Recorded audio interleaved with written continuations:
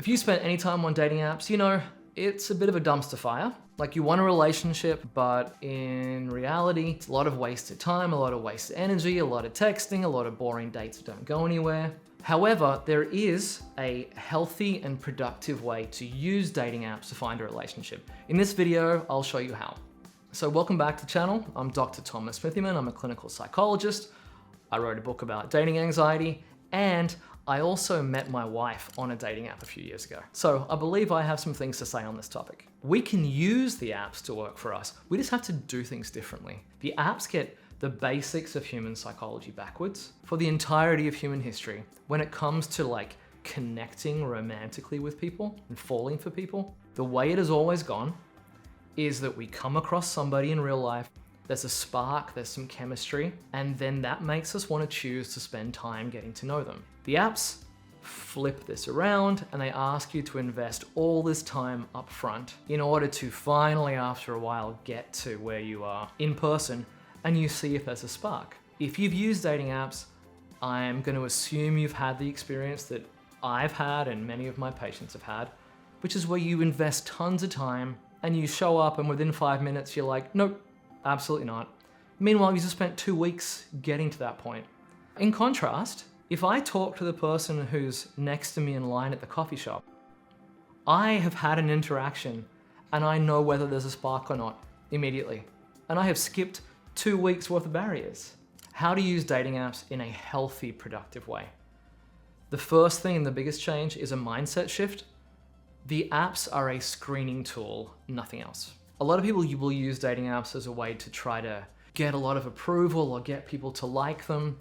They fall for the sales pitch that there is just a string of all of these attractive people waiting to meet them. It's just them and a pool of people. That's obviously not the case. So our goal is to have you limit your time as much as possible. We want to treat the apps as a convenient screening tool. This is not the basis of your dating life. It is one small component. You can use these apps for your own benefit. If you can have the apps do a bunch of work for you, you legitimately will meet people on apps that you wouldn't come across in your daily life. That is a benefit. And if they're on the app, they are declaring themselves single and open for business, which again is a benefit. In real life, you don't know if someone's dating or married or whatever. On the app, people are saying, yes, I am. I'm available. So the way I recommend doing this, be really clear about who you are. Screen out everybody who doesn't want you. Show what you're interested in. Name what you care about. Try to give people a sense of the person that you are so that they can tell if they're in or out. I see people making jokes, saying as little as possible, trying to seem cool. That doesn't make sense. You're not trying to win approval on these apps. You are trying to have people screen themselves in and out so that the only people matching with you are people that have already been pre-approved, right? That's our goal. Then you will have some matches, hopefully. If not, no big deal. The majority of your dating efforts should be invested outside. When you get a match, great. It's still only a screening tool at this point. Here is where people get into trouble. They've matched, but now they start to invest a ton of energy and time into trying to connect on the app. This is honestly a terrible mistake. The dating apps are not places for you to connect. It's basically a blind date service. It is where you're finding out if somebody is going to meet up with you in person. So the reason we do this is I see this again and again and again. People will invest all of this energy into the dating apps, in texting, asking about the person, getting to know them, forming this kind of attachment, forming this honestly idealized image of what the person probably is like. But as you've probably had the experience with at this point, when you actually meet a person, a lot of times who they are online and in texting bears a passing resemblance to who they are in real life. In psychology terms, we'd say there's maybe a small correlation between their dating app self and their real life self. I've had a lot of sessions with people where they've gotten excited about somebody. When they meet him in real life, they're totally different. Like I remember talking to one person who really liked this girl on a dating app, but then in real life, the way she texted, her way of talking and communicating in text, was so different to how she communicated in real life. So they could have had a wonderful text relationship, but no real life relationship. You're not in this for a text relationship, I hope. If so, this is the wrong video for you. So what you want to do is you match, text a little bit so you can see if they bother to invest enough to write back, and maybe get some basic sense of who they are as a person. But as quickly as possible, you want to get off the app and you want to meet in real life. The app is not for connection, the app is for screening. As soon as you can, bring up that you would like to meet in person.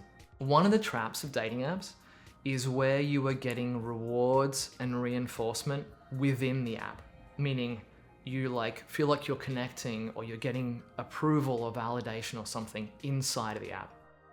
You categorically do not want to do this. That is what the app wants. It'll keep you locked in there wasting time. You want to forego that and you want to get reward or reinforcement outside of the app. If somebody will text with you and give you a lot of connection online but won't meet up, that is a huge waste of time.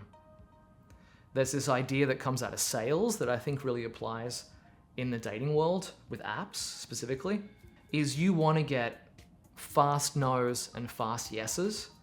You don't want to be stuck in the maybes. That will suck a ton of time. You're not trying to convert anybody. You are just screening people in to see who's already into you. So ask them, hey, can we meet in real life? If they don't want to do this, you've already got really important information. This might be one of those maybes, or it might be somebody who's going to kind of take a lot of time and not actually meet up.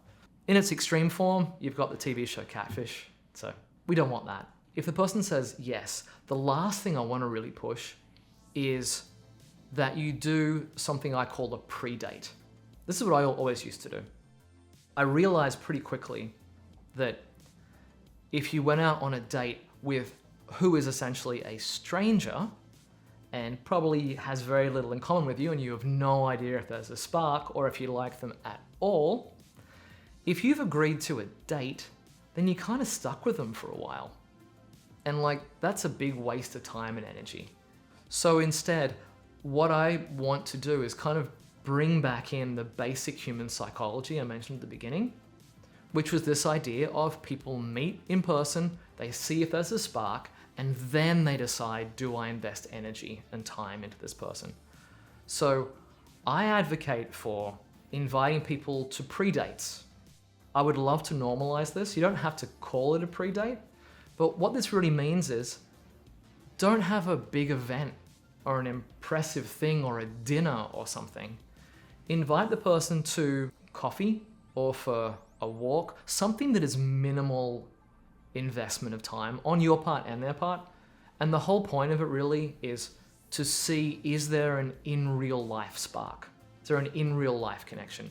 So if you meet up for a little bit and there is, then by all means, go on a date. In fact, if you meet up with them at the time in the pre-date and it seems really good, you can invite them on a real date right then. Like, hey, I'm not doing anything else. Do you want to go do this thing? And then you've gone from a pre-date to a date. So I really advocate for this. When I met my partner, we didn't meet for some big elaborate thing. We ended up meeting for a walk in the park that lasted maybe 45 minutes. And it was a wonderful 45 minutes. We could tell there was a connection. It cost each of us $0 in cash. And then we agreed to have a real date.